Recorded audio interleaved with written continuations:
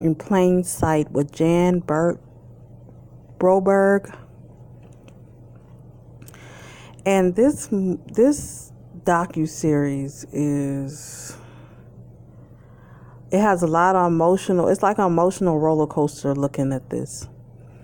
And it's Jane Broberg played in Iron Man 3, and she played in Criminal Minds. This is her story about being abducted by a family friend. So let's begin. Jane Broberg lived with her family in Idaho. They were Christians. They were in a Christian community. And they met a guy named Bob Birchtold.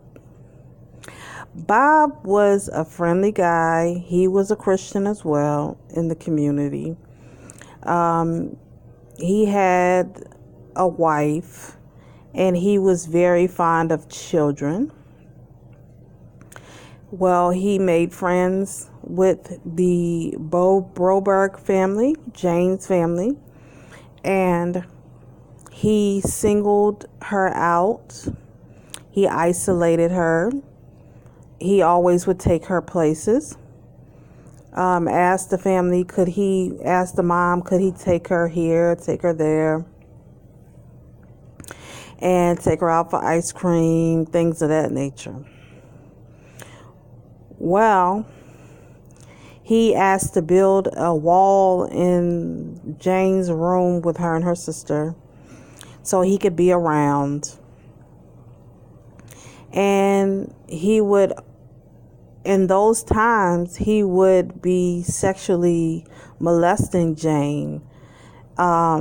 He would be giving her sleeping pills and things of that nature, and the family knew nothing about it. They just thought that he was a good friend of the family. He was a Christian brother, things like that. So he one day wanted to take Jan horseback riding, and the mother didn't want her to go because she had piano practice and stuff like that. And he said, well, he would take her, right after piano practice, he would pick her up. So he picks her up and he leaves, and he doesn't come back. And this is when he abducted Jan. And he did not come back for a couple of days. So the family did not want to call the FBI. They didn't want to trouble anybody. So they went over to the wife's house asking her where he was. And she said, well, he should be back. Don't get worried. He should come back. So what he does is take his mobile home and he takes Jan. He kidnaps Jan and he goes to Mexico. He goes to Mexico and marries her because only in Mexico can you marry a 12-year-old girl. So he takes her to Mexico, and the FBI tracks him down, and they got him to come back to America. His brother was in on it, so they get him to come back. The brother admits that he is a child molester because he was molesting their sister. And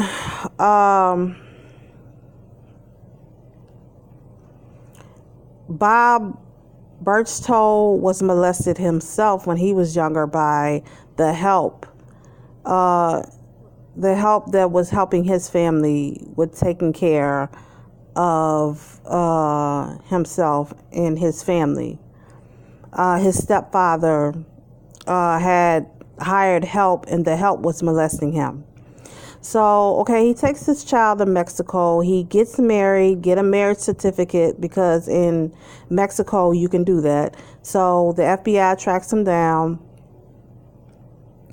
They get him to come back to the U.S. He comes back to the U.S. He is indicted for kidnapping Jan. Now, the whole time he had her in his mobile home, He was brainwashing her into thinking that, aliens were going to come after them and there was a mission that had to be completed between them and they had to get married. He would write letters to her, she would write letters to him. It was very disturbing. At first, it started off as him being like a father figure, then it turns into him wanting to marry her. Now, this is a 42-year-old man and this is a 12-year-old child. So he comes back to the United States, like I said, and he's indicted for child kidnapping. And they had to have the marriage annulled in the United States because he had kidnapping charges. He kidnapped her and took her to Mexico. Now, here's the twist in this tale. Well, the family, the mother and dad, signed some affidavits that Bob Berchtold gave them, saying that they willingly gave their daughter to him, allowing her to go with him.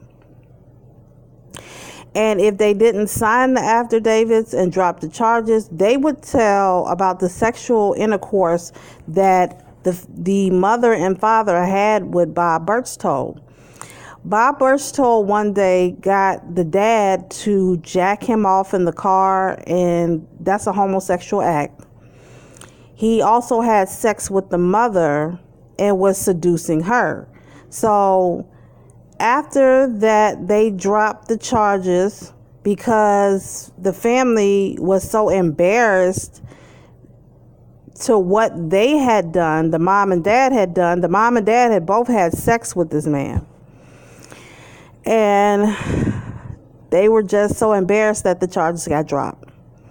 So he asked the mom to send the child to him. And she does it, sends her daughter to him. Because after he got knocked off with kidnapping her, he opened a kids park, and she wanted to go down there and be with him, and the mother sent her, and she went there. Then the sexual molestation started again. She came back. He abducted her again at 14. He put her in a Catholic school. He acted as a CIA agent, telling the school that he was a CIA agent and that the mother was killed and they were from Lebanon and things of that nature. And the whole time that this is going on, I'm thinking that her family has got to be crazy. There has got to be something going on with this family that allowed this, and then the parents allowed themselves to be persuaded or seduced by the man. So after all this happens, the second abduction, the FBI caught up with him. They tried to charge him with kidnapping and all that. He got out of all those charges. Because at the time in the 70s, there really wasn't any laws protecting children like that. Until 1993, the Megan Law started to protect, children being molested and killed and things of that nature. There really wasn't any laws. So this movie, Jan Broberg and her mother basically started to chronicle what happened. They wrote a book, and Bob Berchtold started harassing them. Then he committed suicide, and the whole time the parents allow themselves to be seduced. When Jan was molested the first time by Bob Berchtold, the church were counseling him, and they were recording, the counselor recorded some messages and said that Bob Berchtold would needed to be around Jan, and he was basically molesting her. Now, when Jan came back from Mexico, when she had been examined, she hadn't been, I forgot what you call, when you're a young child, your cherry's not burst. I forgot the medical term for that. But her cherry wasn't burst because he would only stick the head of his penis in her. And this movie was just disgusting to me, but this just lays back to me. It just gets us to look in the past, and you get to look at and see how government did not have anything set up for children at the time. You know, the Megan Law really is what is holding child molesters to hard time. But this guy got off, and he got off because of the 70s. The 70s had nothing for that.